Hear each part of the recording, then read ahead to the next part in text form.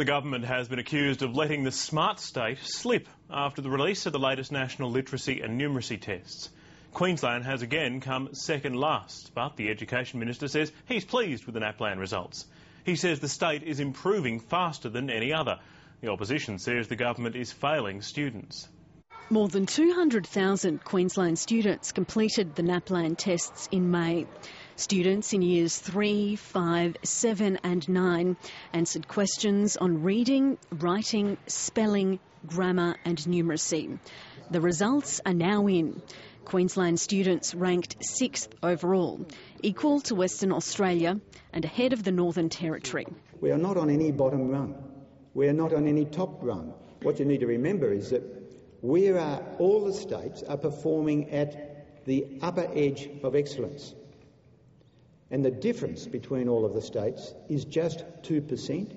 The government says Queensland showed the most improvement in the national tests, but the opposition says that's not good enough. This is a very, very disappointing set of numbers for Queensland school children.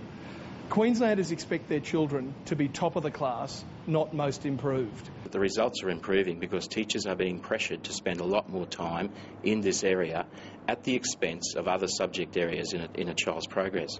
The Teachers' Union says the results don't reflect the quality of education in Queensland. The NAPLAN tests test a curriculum that doesn't exist in Queensland. They're based on the New South Wales and Victorian curriculum. Unlike previous tests, this year's grade 3s had completed a prep year, giving them the same amount of formal education as other states.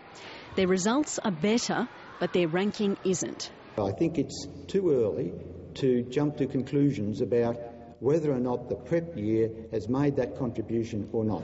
The Council of Parents and Citizens Associations says the results are promising. We are quite encouraged by what we've seen. We never ever expected that we would take leaps and bounds in the first few years. The government says 9 out of 10 students are achieving at or above the national benchmark.